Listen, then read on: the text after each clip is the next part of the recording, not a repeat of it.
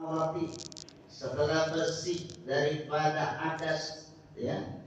Kemudian baik di badannya, di pakaiannya, di tempatnya, wa min satril aurati, dan juga menutup auratnya, minas surrati ila rukbati, dari mulai pusat, ya, lututnya, ya, ila rukbati, dari mulai pusarnya sampai lututnya tuh, dari mulai pusar nih sini, ya. Makanya kalau pakai kain ya di atas pusar sini harusnya nih, ya, pusar sini, ya, ila rukbati, sampai lutut, dengkulnya nih. Cuman kadang-kadang tuh saya ngelihat orang dalam sholat itu nih, yang saya lihat nih, karena pas banget saya di belakang dia kebetulan, orangnya gemuk, pakai celananya tuh celana levis gitu ya, jeans sekali ya, jeans ya. Kemudian itu sampai ke bawah nih, sampai ke bawah gini, jadi sampai ke bawah gitu, jadi di bawah pusar gitu, pakai kaos sih dia. Waktu diri mah nggak ada masalah, begitu sujud, masya Allah, lobang celengannya kelihatan itu sana itu. Tuh kalau ada duit masukin, masuk kali itu ya. Itu kan aurat tuh, aurat itu kan aurat kan itu kan. Dia nggak sadar itu, nggak sadar itu. Dan ini bukan sekali dua kali, mana saya pas di belakang dia lagi, mana pantatnya hitam, la ilaha illallah, tuh goda banget sembahyang saya tuh. Ini bagaimana ini? Pas banget saya jadi masbuk kebetulan. Saya jadi masbuk, imamnya itu karena saya mau ngajar, masbuk, saya di belakang dia. Begitu selesai, saya pengen ngomong nih, antar kalau saya selesai, saya mau ngasih tahu cara baik-baik gitu ya. Karena kesian orang sembahyang kan, masih cara baik-baik. Ternyata begitu selesai, saya masih 2 rakaat, masih rakaat lagi tuh karena saya masbuk. Begitu saya salam, udah kagak ada orangnya, masya Allah. Nah ini nih, tuh banyak tuh kadang-kadang tuh dia lupa. Makanya kita kalau pakai, nah, kalau badan yang gemuk ya, itu tuh kalau dia lagi sujud itu kelihatan itu kan aurat, itu kan aurat itu kan. Nah kita yang melihatnya ya negur, tapi dengan secara baik, yang secara baik. Setelah dia sholat, ajaklah ngomong baik-baik. Nah ini hati-hati nih auratnya. Setelah selesai kita semua auratnya ditutup semuanya, fastaqbil kibata, maka menghadaplah kiblat, qaiman muzawwijan, sambil berdiri, diri itu tegak ya, muzawijan ya, dengan menyertakan baina qadamaika, antara dua telapak kakimu, bihaisu la tadammuhuma, sekira-kira tidak mengumpulkan pada kedua kakinya. Artinya jangan kebangetan pendek, jangan kebangetan luas gitu. Ukurannya ukuran 1 jengkal. Gini nih.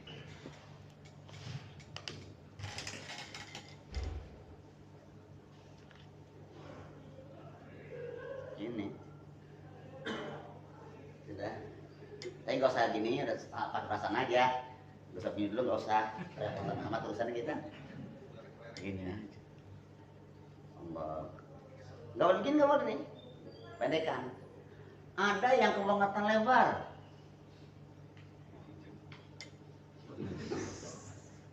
Lu ngapain begini? Ada begini?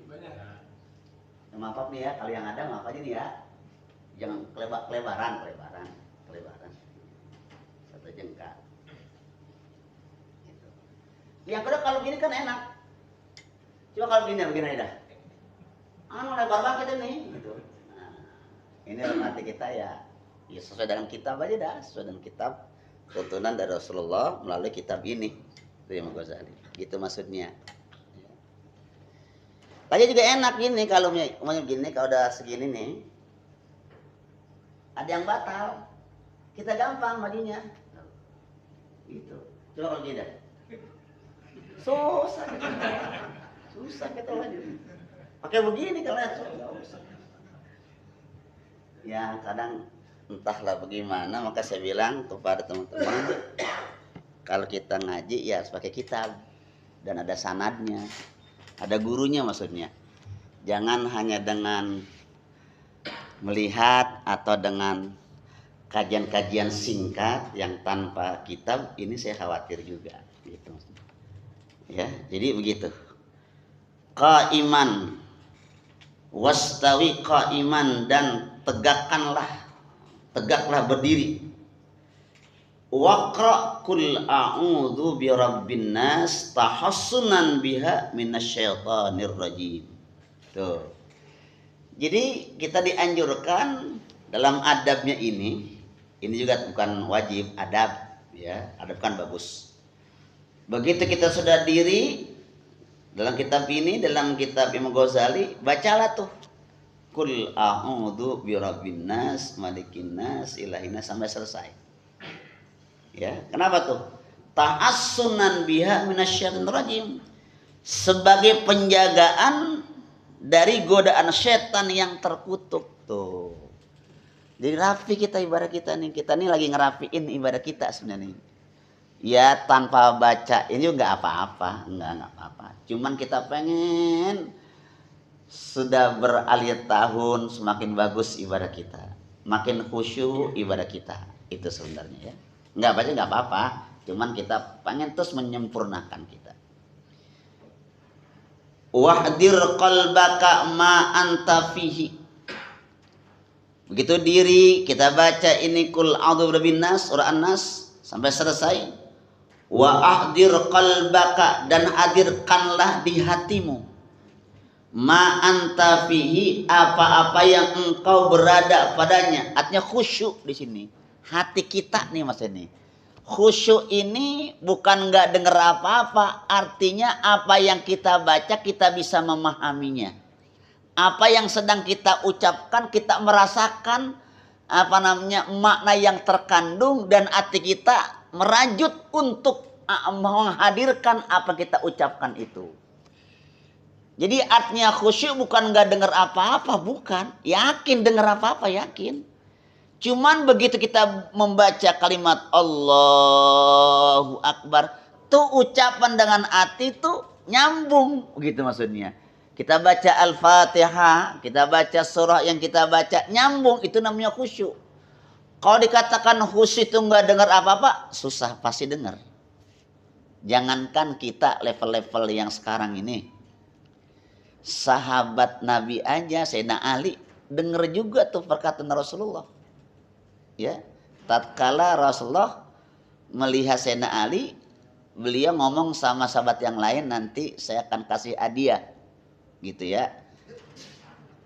Sayyidina Ali sedang sholat, Sayyidina Ali tuh, dia ngomong, nanti saya mau kasih hadiah nih Sayyidina Ali nih, dengan sahabatnya ada dua, ya, kalau nggak salah sorban, kalau nggak salah sorban putih dan sorban hijau, gitu maksudnya. Sorban putih dan sorban hijau tuh. Padahal dia lagi sembahyang Sayyidina Ali itu. Ya. Rasul ngomong itu diam-diam dengan sahabat yang lain. Begitu selesai Sayyidina Ali itu ngomong, "Ya Rasulullah, saya yang hijau aja," gitu. Kan kamu kan sedang sholat. Sayyidina Ali ngedenger Nabi ngomong, siapa mau dipilih bisa milih itu denger tuh. Itu level sahabat. Level ustad, ada juga ustad gitu. Ustad level Ustad Makmun dah contohnya dah. Biar gampang Pak Mamun ya. San Makmun umpamanya lagi nggak kerja nih, pulang sore-sore. Pas hari libur, ya begitu jam 3 datang tetangga nih Ustad Mamun nih, ngundang. Assalamualaikum, waalaikumsalam. Ada Pak Haji Makmun, Ustad Haji Makmun. Ya lagi tidur. Lagi sembahyang. Pas asar lah. Lagi sembahyang asar. Oh iya dah. Nggak bilangin nanti ya. Habis isya, habis maghrib, langsung isya, tahlilan di rumah gitu katanya. Lagi sembahyang Ustaz Mamun padahal itu.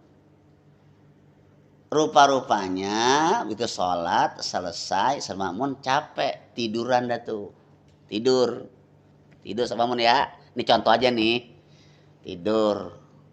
Begitu maghrib kemana? Ke masjid.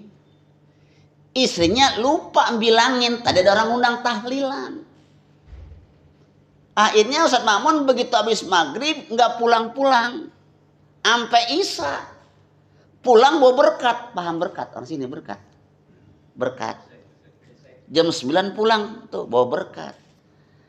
Istrinya nanya gitu. Pak dari mana Pak? Dari tahlilan tadi. Lah, kan saya mau bilangin Pak tadi. Tadi Bapak sembahyang asar kedengeran. Denger itu masih itu. Itu level ustadz, bagaimana level kita? Berarti yang namanya khusyuk itu bukan kagak denger. Cuman apa yang kita baca terpaut kalimat-kalimat dan isi hati kita. Tuh. Baru masih denger. Tuh. Ya. Jamaah yang saya muliakan tuh. Kalau nyari khusyuk kita ya bertahap-tahap, nanti ada penjelasannya ya.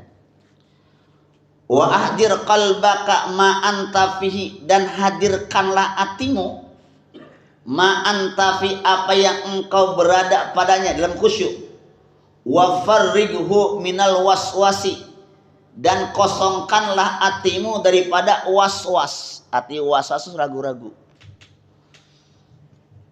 Ada orang tuh waswas tuh lagi usolli, ada nggak tuh? Capek kita dengerinnya. Usolli.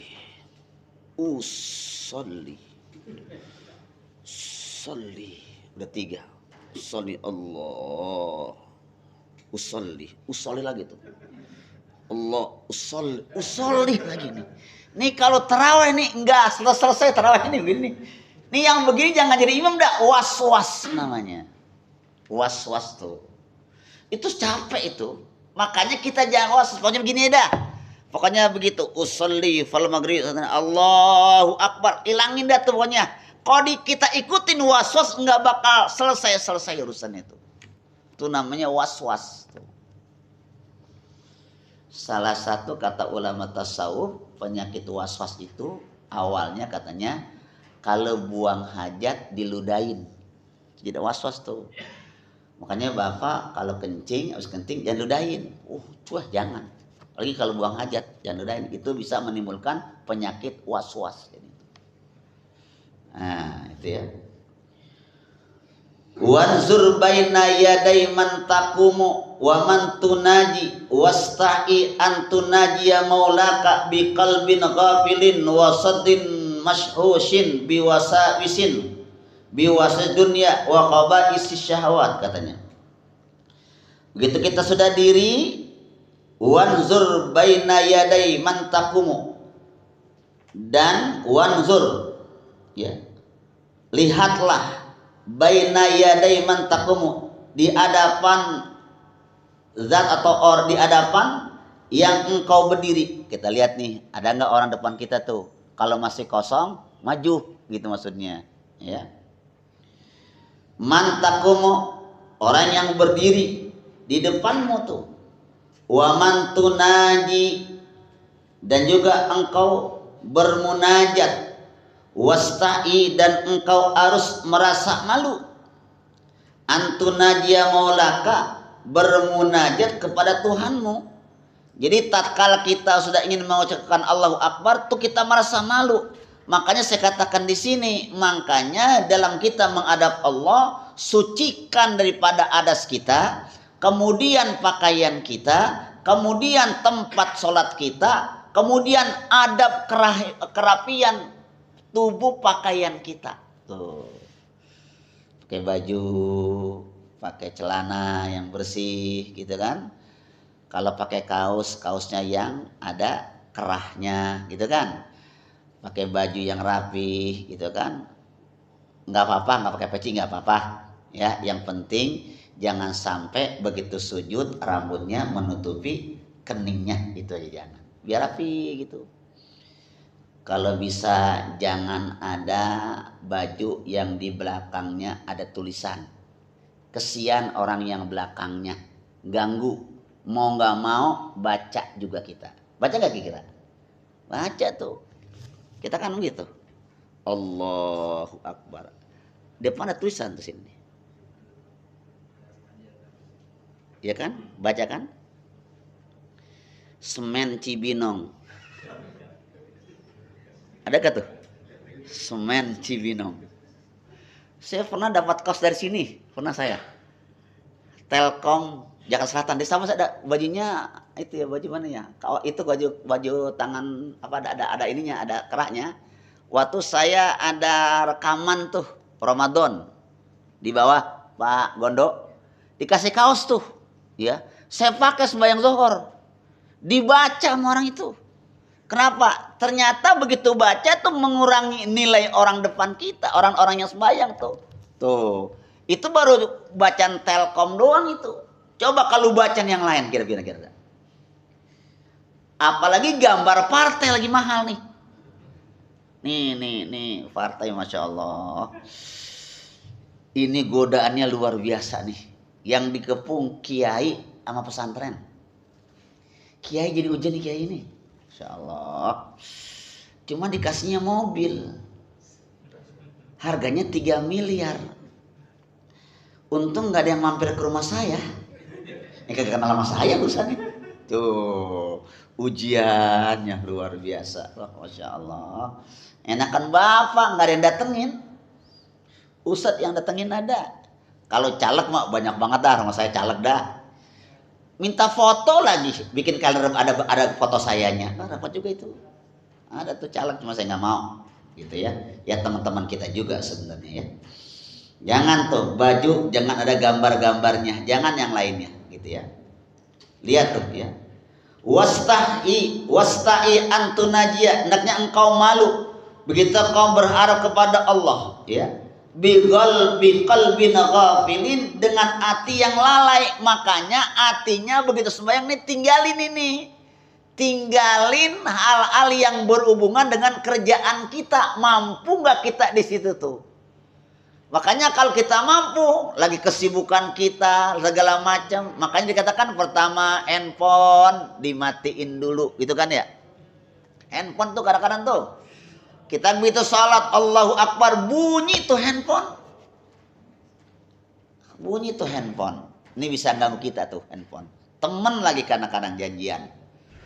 Makanya kan kalau orang sholat kan, kalau lapar jangan sembahyang dulu, makan dulu. Bagusan makan dulu apa sembahyang dulu? Kalau ada pilihan nih, udah lapar nih. Sholat dulu apa makan dulu? Hah? Makan dulu kan? Biar apa? Biar kita semuanya tenang. Mendingan kita makan mikirin sholat daripada sholat mikirin makan. Ngaji dulu apa makan dulu nih kira-kira nih? Pak Gondo jawab nih kira-kira nih. Ini kira makan lo apa ngaji lo kira-kira nih? Ngaji dulu. Masalahnya kalau makan lo kagak balik lagi ke sini urusannya. Kekenyangan saudara ya. Tuh kalau lagi mau bayang makan dulu. Lagi mau pipis dulu baru kita sholat. Jangan waktu sholat kita ngerasain pipis nih. Makanya kan gini kan, dalam kita pikirkan, apabila kaum ini baru 1 rakaat, kemudian kamu nih kebelet, pengen buang gas, pengen pipis, karena baru 1 rakaat, maka kata ulama ini yang paling bagus dibatalkan dulu. Daripada kau menahan pipis ya, menahan gas di perut ini sehingga akan merusak kehusyuan ibadah kamu. Tuh. Jamaah yang saya muliakan. Wasadrin mashkhunin, dan dada yang dipenuhi biwasa isi dunia, dengan berbagai was-was keduniaan. Jadi kerjaan-kerjaan hilangkan, mau sholat, handphone matikan semua. Sesuatu yang kira-kira akan mengganggu dalam ibadah kita, tinggalkan urusan dunia kita tuh. Semuanya itu ya. Motor kunci dulu. Motor kunci tuh. Kunci biar benar tuh motor tuh ya. Ya. Sepatu letakkan biar aman. Khawatir nanti kita sholat kita mikirin sepatu, mikirin motor. Ini saudara tuh ya. Kalau bawa istri, amankan istrinya. Takut apa? Hilang kali istri. Wa khaba'is syahwat, ya. Dan keburukan nafsu syahwat-syahwat. Tuh. Kenapa demikian? Wa'lam, ketahuilah. Annau ta'ala mutli'un ala sariratika. Ketahuilah bahwasanya Allah Ta'ala melihat apa yang ada dalam hatimu tuh.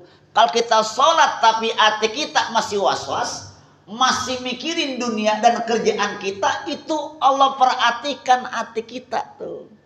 Makanya ada ayat yang berbunyi itu, lillahi ma fis samawati wa ma fil ard wa in tubdu ma fi anfusikum au tukhfu yuhasibukum bihillah. Tuh hati kita jangan sampai goyang dalam salat. Kenapa? Karena Allah sedang memperhatikan hati kita. Tuh. Makanya dalam salat kita siap wudunya, was-was tinggalin gitu ya. Ya. Wa nadhir ila qalbika, dan Allah melihat kepada hatimu. Dilihat nih kerjaan kita nih. Fa inna ma yataqabbalullahu min sholatika, maka sesungguhnya Allah akan menerima daripada salatmu biqadri khusyuika, dengan ukuran kehusyuanmu. Gitu maksudnya. Begini nih. Logikanya. Salat itu ada yang qabul, ada yang diterima, ada yang sah. Beda nih. Antara yang sah dengan yang diterima. Beda nih, ya. Kalau sah, bisa sah kita. Arti sah antara rukun, ya, dengan syarat kumpul, itu sah. Diterima belum tentu. Contoh yang namanya sah salat. Pertama, syaratnya cukup. Suci ada sekecil atau besar. Dengan duduk kan. Masuk waktu. Menghadap kiblat. Nutup aurat. Itu namanya syarat sah salat. Syarat tuh. Yang kedua rukunnya.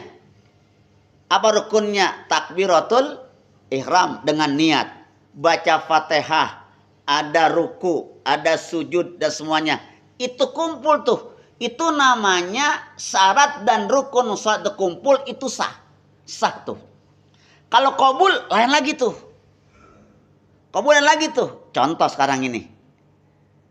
Syaratnya cukup. Tapi airnya boleh nyolong.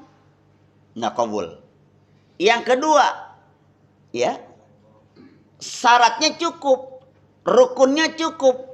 Tapi hatinya gundah nih. Apa yang dibaca ngelamun. Apa yang dibaca nggak kontrol. Ini yang tidak qabulnya nih. Tuh. Kita belajar kepada ibadah haji sekarang nih. Ibadah haji nih. Ibadah haji yang penting bayar ongkos hajinya. Yang kedua niat haji. Kemudian wukuf di Arafah. Ya enggak? Kemudian segala macam tawaf, sa'i, tahallul. Cukup dah hajinya. Sah. Sah enggak? Sah. Hukum sah. Qabul bagaimana? Dilihat rizkinya dari mana. Tuh. Bagaimana kalau rezeki dari korupsi, dari ngambil hak orang lain? Itu tidak qabul. Jadi antara qabul dengan sah itu beda. Kalau sah gampang. Yang penting syarat rukun kumpul. Kalau qabul dari mulai bacaannya, hatinya. Berat kalau gitu. Kira-kira nih kalau Bapak saya mau tanya ini. Dari 4 rakaat tadi nih. Bayang Zat 4 rakaat tadi nih. Yang khusyuk berapa rakaat? Ayo jawab. Ayo jawab, ayo. Apanya? Mikirin motor. Bisa mikirin motor, bisa belum bayar, bisa kali ya. Gitu. Jadi bagaimana? Maka saya bilang, pahala salat seseorang ini akan berbeda-beda. Sama-sama kita tadi sembahyang zuhur. Sama, rakaatnya sama, bacanya sama, imamnya sama, sama semua. Tapi ukuran pahala bisa berbeda-beda. Dari mana kadarnya? Tergantung kekhusyuan kita. Sama sebanyak 4 rakaat, imamnya sama. Sama semua. Tapi khusyuknya kita beda semua tuh. Disitulah banyaknya pahala atau kurangnya pahala. Gitu maksudnya. Kalau ngaji, bukan khusyuknya. Lihat gerakannya. Yang kayak begini nih gerakannya, ini 100. Yang nyender 75. Yang nyender mana yang nyender no? 75. Udah nyender kakinya blonjor, itu 50 tuh. Udah blonjor matanya ngerip-ngerip. Berapa kira-kira? 25. Bukan ngeriep sampai hilang tidur, berapa kira-kira? Terserah Allah itu maksudnya itu.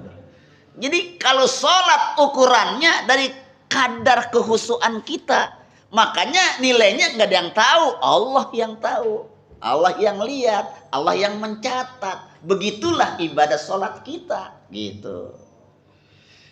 Wah, dia bagus tuh, gamisnya pakai nyengser, sorbannya bundar kayak pelek Vespa. Belum tentu banyakan dia, khususnya sama nggak pakai orang biasa. Walaupun kita kayak begini bawa pakaian kerja, karena emang sedang masa kerja ya nggak. Dengan pakaian kerja kita sholat, tapi ada orang yang pakai sarung, maaf nih Pak Gondo, maaf Pak Gondo nih, ya. Atau yang lainnya, belum tentu nilainya banyakan dia. Khususnya kira-kira bagusan mana orang yang pakaian kerja dengan orang yang pakai gamis? Ini kita nggak tahu, saudara tuh. Di situ makanya. Jadi ternyata dari kitab ini kita bisa menghitung bahwa kadar diterimanya ibadah kita, nilai pahalanya tergantung kekhusyuan kita. Tuh. Ya sekarang kita masing-masing aja berusaha nih. Wa khudu'ika, dan khudu'nya untuk merendahkan kamu kepada Allah. Wa tawadhu'ika, ya, merendahkan diri kepada Allah. Wa tadarruika, dan tadarunya. Wa budhu, dan beribadahlah fi sholatika, dalam salatmu, ka'annaka tarahu, seakan-akan kamu melihat Allah. Namanya ihsan. Jadi kalau kita ibadah salat, seakan-akan kita sedang memandang Allah.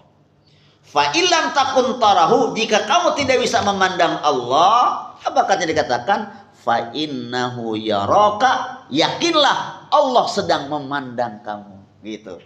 Salat kita berusaha, kita sedang memandang Allah. Jika kau tidak mampu memandang Allah, yakinlah Allah sedang memandang kamu. Sampai sini dulu karena sudah jam 1, belum makan siang. Betul? Dosa saya kalau ngaji sementara jamaah belum makan siang. Jadi cukup ya sampai sini ya. Tandain, nanti insya Allah disambung lagi. Saya mau nanya, ini udah pada makan belum ini?